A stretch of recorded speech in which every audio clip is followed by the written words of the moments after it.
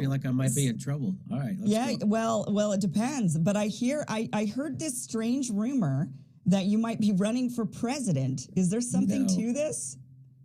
No, I No? was, I thought about it. People have asked me to run. People want me to run. I wish someone with my message would run. And the message is, of course, that both parties have turned their backs on the workers, and that we need to come up together along class lines, just kind of like what they did with the Amazon union, right? And so Christian Smalls, right? So I wish a figure like that who knew how to organize and could get people. I'm too flawed of a character to be running for president, but You realize who the last president was, right? I mean, how can anybody be more flawed? Well, yeah, you know what? It's just if I really thought it could work, or I could make a difference, or I mean, I've never run a campaign before. I don't know how to. I don't have connections. You got to know how to run a campaign. You got to have people in place around the country who can do that for you. Plus, I know it would be immediately infiltrated, and if I thought there was a concrete thing I could say I'd get out of it, maybe I would do it, because it takes a lot of energy, and it would be the I feel like they've discredited me already. Wait till when I run for president, it would be off the rails. So that's what I don't want to go through for nothing concrete. And look at how messed up it was, just trying to get a vote on Medicare for all, something everybody on the left was supposed to have agreed on for a generation. And then as soon as we had a chance to do something about it, half the left is controlled opposition immediately. And so it's really disheartening, and people don't.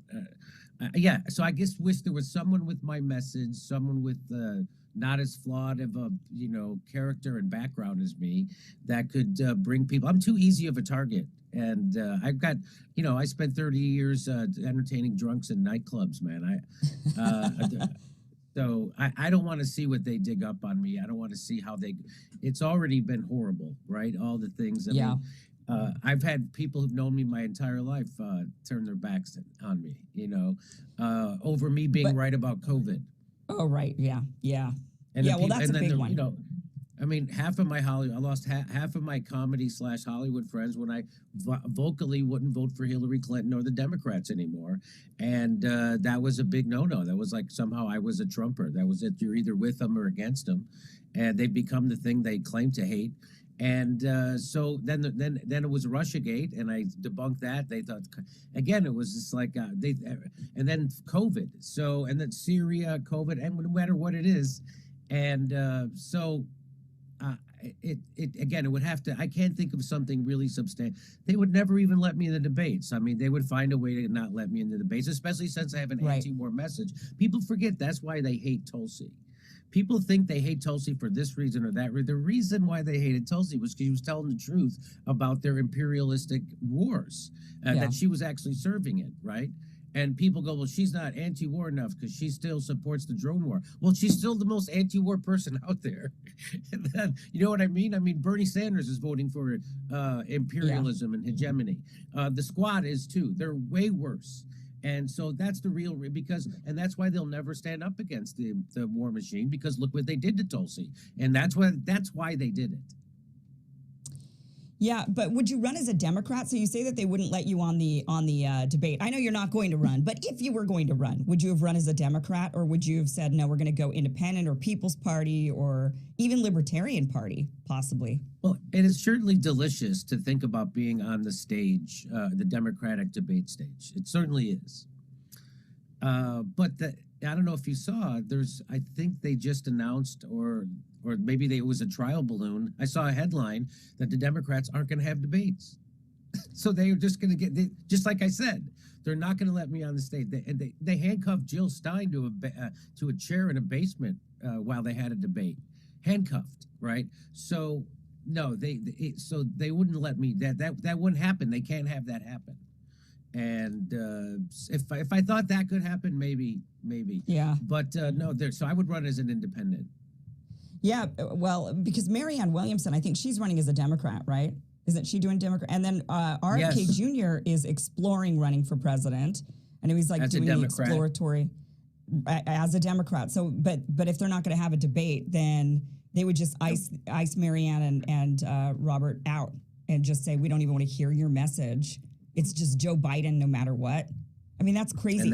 He's not even popular. Nancy Pelosi's way less popular than Trump. Nobody seems to ever bring that up. Yeah, it's just crazy. What do you think is going to happen in this next election? I was just thinking about this morning, actually, about, wow, you know, we're getting really close to it becoming really nuts, especially on the Republican side. I mean, people are starting to come out of the woodwork. They're starting to say, I'm running for president. It's going to be really insane. I heard a rumor that Ron DeSantis, you know, has his exploratory committee and that it's the Bush people that are running it, but I don't know if that was on Fox. They actually said that on Fox, but I don't know if there's actually any verification of that. But things are going to get crazy, I think, in this Ron upcoming election. DeSantis is an establishment character, right? And what is Jeb Bush? He's an establishment character. So all those same people, I mean, you can change the names. It's the same thing. And so, I mean, but look what they're doing to Trump, right? So this is really cementing his identity as an outsider, a billionaire. Billionaire is somehow an outsider, and a guy who NBC Network gave a television show to for 10 straight years is now still somehow an outsider. But he is all this. Isn't it amazing, Kim, to watch them do exactly the things that they claimed Trump was going to do? But he was going to, oh my God, he's criminalizing his political opponents. That makes him a fascist. He wants to lock up his criminal opponents. That remember, lock her up? They've been saying lock him up ever since he won the election. And now they're really trying to do it. And they're doing it over ridiculous I mean, I'm not, Jon Stewart goes on CNN and says it's about the rule of law. You know, he sounds like those people who wanted Clinton impeached over a blowjob. That's what this the rule of law. Every president since World War II is a war criminal. So the rule of law, then you should be screaming for their prosecution, which he isn't. So again, there are no leaders in America. There's no one left, and that's why someone like me looks appealing to people, and that's how bad it is. Not because I'm great, but because there's nobody around worth a shit.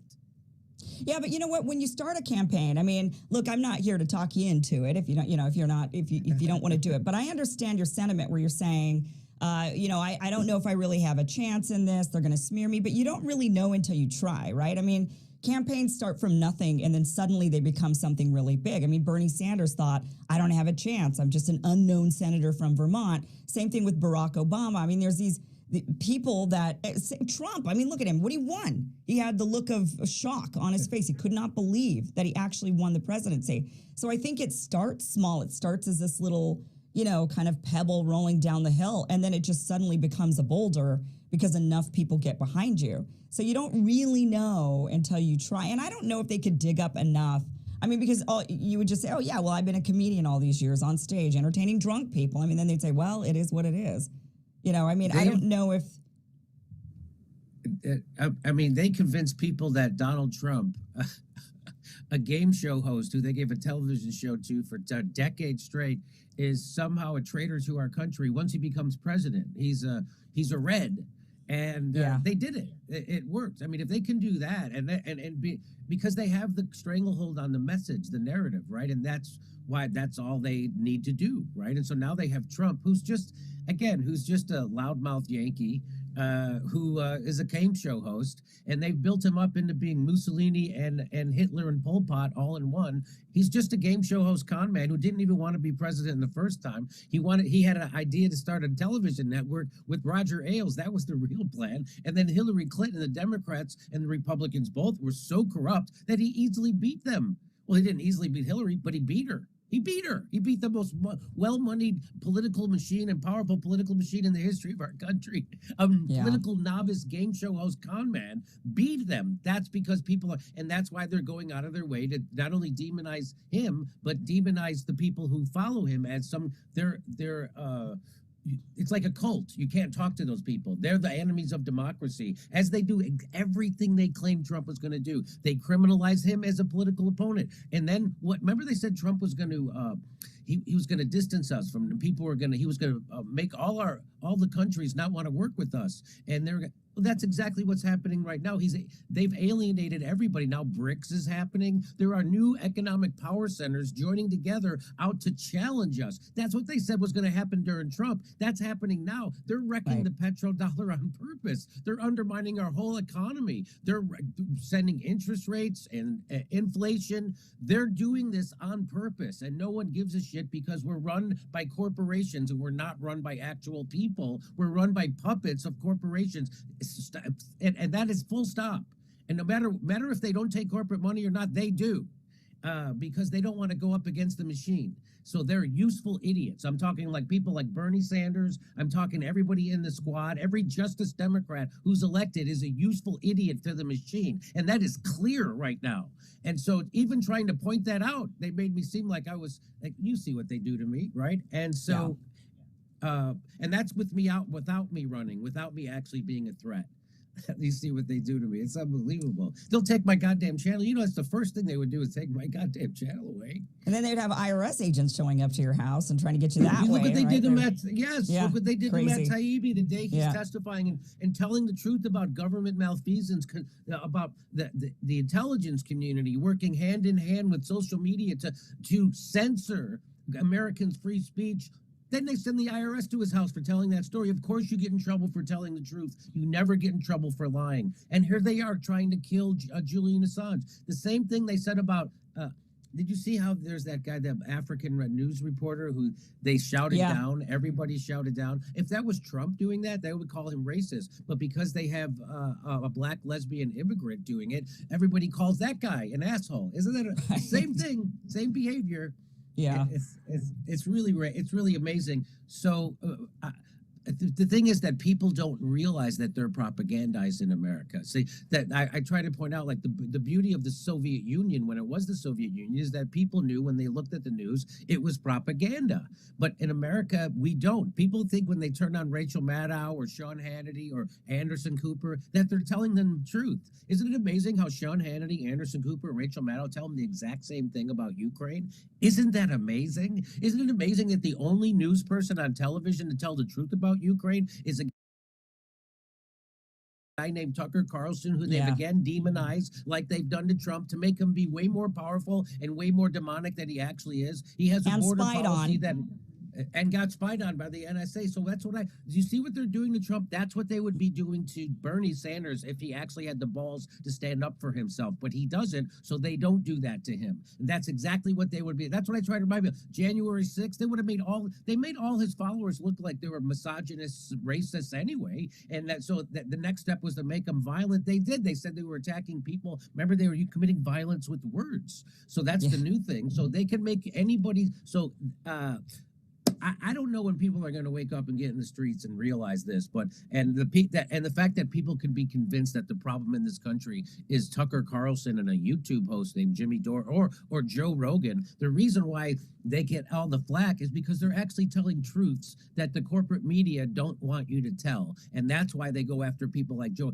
Nobody got upset that CNN could discolor Joe Rogan's photograph to make him look sicker. They're literally lying. They know, and now the evidence is out there. You're being lied to. You've been lied to about COVID 24/7. You've been lied to about the vaccines. You've been lied to about Russiagate. You've been lied to about everything. So we all know that the corporate media is nothing but liars. It's all bought.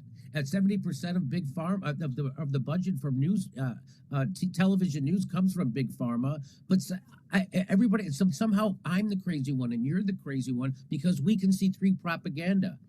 That's the world we're living in. It's too bad that Americans don't realize they are the most propagandized people in the world, bar none. And we're not living much in a democracy. If you're afraid to run because of all of these things, if they're doing these things to Matt Taibbi, who's exposing them, if they're doing these things to Tucker Carlson, spying on him, they're going after Trump, as you mentioned, this is not a democracy. I mean, we are living in a failed state. This has gone way beyond what any of us can control. And the craziest thing about it, I think many of us woke up on the morning that Joe Biden supposedly won the election. I know I, for myself, woke up thinking, how is this possible? This doesn't, this doesn't seem possible. And then they spent the next couple of years now telling us if you even suspect it, you're a conspiracy theorist. If you suspect it, if you ask questions, then you are, the big lie. You're believing in the big lie, just like COVID, right? Like the big lie of, oh, how dare you believe the vaccines actually don't stop the spread? You're a conspiracy theorist if you think that. They've said this to us about these elections, and it's now made me, especially now seeing everything we're seeing all of the tactics that they've done to ensure Trump doesn't have a shot at running and toppling Joe Biden legitimately in election, it does make me question the actual election more so. I mean, I question it because I question everything anyway, and I never saw evidence either way. I just have to take their word for it every election. I have to take their word for it that the person who won because they told me that person won. So I say, okay, I guess.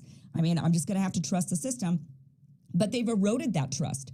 And that trust is now gone for me. And so now I want to see evidence of everything. I want to see evidence that whoever you say won the election actually won the election. Every election, not just that election, every election. I want to see evidence for everything. They're not presenting the evidence. They say to us, even with COVID, what we saw all throughout these last few years, oh, this vaccine does this, it does that. Where's the evidence? Oh, 8 mice. We tested it on 8 mice. So now I think many more of us Americans need to say we want to see evidence. We want to see the evidence that what you're telling us is actually legitimate and true because you've eroded that trust for us. And on top of that, now you're actually doing more damage, making me not trust you because you go after Matt Taibbi, you go after Julian Assange, you go after Tucker Carlson by spying, putting them in jail, sending IRS agents to their house. I mean, who knows? These types of things, they are eroding. And I do worry that this will end up in definitely, we'll start looking like France, I think, pretty soon, if they keep this up. I hope so. My fear is that we won't ever look like France. That's my real, because France, they already have a retirement. They already have a pension. They already have health care. They have dental. They have dental and they're out in the streets like that because they're going to raise the retirement age from 62 to 64, which is still younger than Americans. Right. And they're out in the street. Millions of people. You know why that is, Kim? It's because the unions in Europe are actually tied to the workers. The left is actually tied to the working class. In the United States, the unions are part of the professional managerial class. I mean, the people who run them, they're not, they don't really represent their workers most of the time. They're part of the professional managerial class.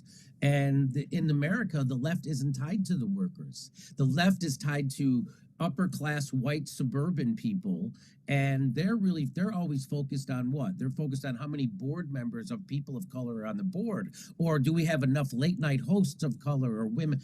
They don't care about a living wage. They don't care about Medicare for all. They don't care about education that doesn't bankrupt. They have the concerns. The people who run the left in America, they're the Democrats. They're the people they've turned their back on workers long ago. So that's the difference between France and the United States. And my fear is that because we should have been in the streets a long time ago. The people of France would have been in the streets a long time ago if they lived in the country that we live in right now. They already have health care. They already have dental. They have dental.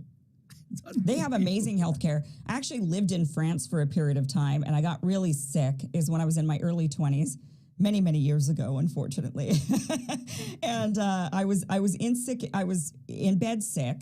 And one of the ladies that I was in school there, so one of the ladies that managed the dorms came through and saw me, and a doctor showed up at my bedside. I couldn't believe it. And I thought, oh my gosh, this is going to be so expensive. How much is this? And he looks at me like, this doesn't cost you anything. And then he prescribes me medication. I had pneumonia, prescribes me medication. And I said, oh, okay, well, I'll have somebody go. Where do I go get this from? Which pharmacy? And he goes, I'm going to go get it. We're going to bring it back to you. Don't worry. It was the most incredible healthcare and cost nothing to me. Cost absolutely nothing. Doctor showed up on my bedside. And those people are rioting. Those people are protesting. Those people who have all that. And you know why? Because that's how you get stuff like that. You get stuff like that by being willing to get in the streets and make your rulers afraid of you. and that we're told that that's a sin you can't commit in America, is to make your ruling class afraid of you. I say bullshit. That we should make them afraid of us, and I think we should have protests out, and they should be afraid of us breaking in all the time, just like Nixon was. And it's that old saying: when the government fears the people, you have democracy. When the people fear the government, you have tyranny. I don't know. I'm sure I'm butchering that somehow, but that the sentiment is correct. And yeah, this idea that we're supposed to, again, they're trying to make everyone think that the highest form of citizenry is being polite to your ruling class. That's the opposite, right? We have to make them uncomfortable. Just that's what by the way, that's what AOC used to say before she got elected. Right. Yeah, before she switched and became establishment. I don't know how they get them. It'd be interesting. You see, this is what you should do. You should at least run for office, run for Congress, get in there and find out what the hell happens once they get there. How do they get infiltrated? What do they say to them? Do they threaten their families? I mean, that's what something must go down to where they suddenly go in, they go in all bright-eyed, bushy-tailed thinking we're going to make change, and then they turn around and they're just like, Mama Pelosi, whatever Mama Pelosi wants, I'm going to do. So you got to get in there and find out, Jimmy. We thought that's what the Justice Democrats were going to do. They were going to get in and tell us all about how all this stuff works.